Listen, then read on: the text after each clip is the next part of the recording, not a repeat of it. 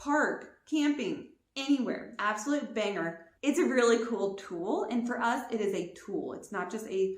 Today, I want to talk to you about 5 items that I would consider like my best buys or just like must-have baby products that I feel like could work in any home. First, we're going to start off with a big one, and this is my jogger stroller travel system. So I know everybody wants a different type of stroller, but I will say I went with a Graco fast action fold. So it was a jogger stroller, 3 wheels, big wheels, it can handle things.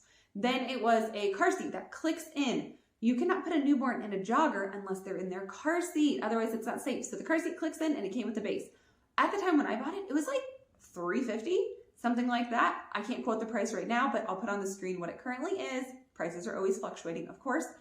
But my point is I got a jogger and I got a travel system. I love this combo of stroller. I love that it clicks in. I love that, you know, once they're older, they could last in this thing till they're 4. I love the big wheels of a jogger. We can go to parks, we can go to Apple Orchard, Pumpkin Patch, and this stroller can handle it. This is a must-have. Obviously, you can go with a different brand. You could go with something more expensive like a Bob, but I felt like the Graco was fair enough. I'm not a runner. I'm not an elite athlete, so get what suits your specific lifestyle. The next item that for me is a must-have is a diaper caddy. So we went with this like gray felt one, and I liked the basket style of it. We changed our baby on a guest bed in their room, like on a little quilt, and then we had the diaper caddy sitting there. I love this item because it was affordable, frequently used, and used for quite a long time. You know, if your baby's in diapers until they're 3, you're going to use it for 3 years, multiple times a day and night in the beginning. And then even after we were done with diapers, it became a hair basket. We keep headbands and stuff like that in the bathroom in this basket. It could also be a toy organizer in your car or something of that nature. So this item can live on, and for the price, you get plenty of bang for your buck. The next item is another one that's quite affordable, and that is a bath kneeler. We went with the kneeler. We didn't do an elbow rest. You could do that as well. I'll link a couple different versions here. Could you skip this item altogether? Yes, you could just put a towel on the ground and use that. But here's the thing. The bath kneeler was very affordable, frequently used. You know, how many times do you bathe your baby in a week? It's up to you. And you help bathe them for a very long time, okay? Even when they're in the shower and like as they're getting older, they still need help with things. So for me, this was a knee saver and it was worth it. Now, I don't believe in getting every baby item just because it exists. Like, oh, we should get a bath kneeler just because. No, it is actually useful and actually practical. But if you try to sell me like the rinse cup to rinse out their hair, I'll say, no, go get a random plastic cup. It depends on the item, depends on the usage, the frequency, and the value for the price. For me, the bath kneeler was a win. And for you, maybe it should go on your baby registry as well. Next, the hatch light. So this item, it fully depends on if you use it right and if you use it well. So it is a night light and a sound machine.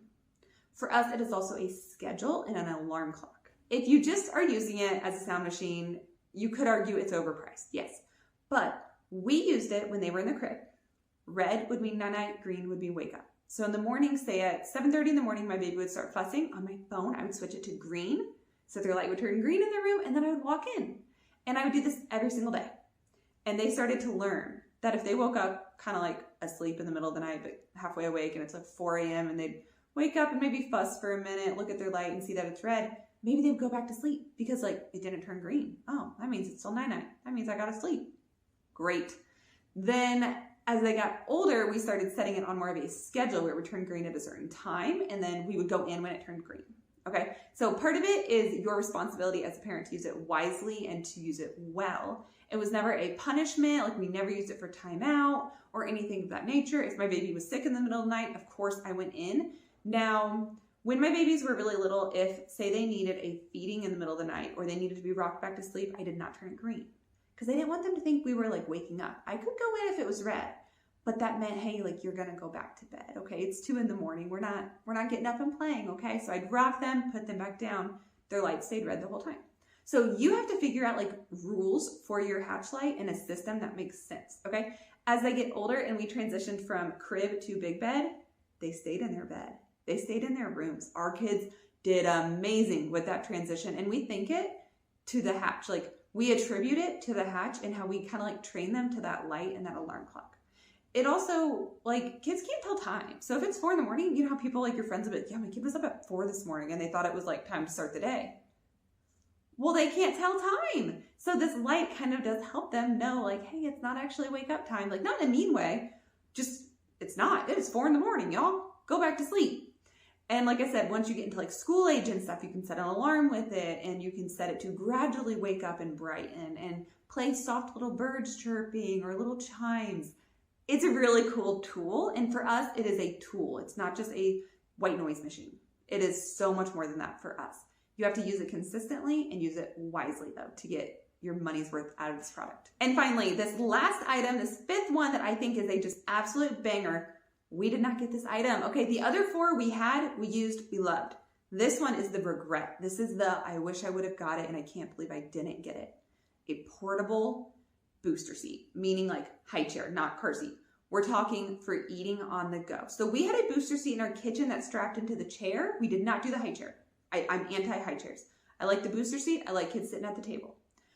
We would use this on the go if we needed to. Like if we knew we were going to a party or we were going camping, we would take their booster seat with us. But what I really wish we would have had was one that folds up just like a camping chair and it's got a tray with it. And this would be amazing for friends' houses, grandparents, barbecues, park, camping, anywhere. When you go to people's homes, they don't have an extra high chair or booster seat. Not typically. Maybe grandma does.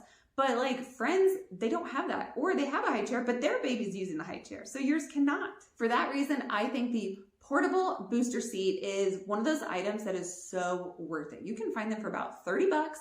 And if you remember to pack it and take it and use it, you will enjoy it so much.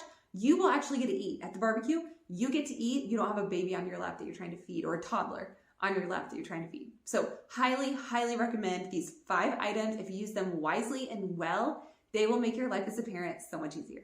I'm going to link them all down in the description as well as some other videos that pertain to these items.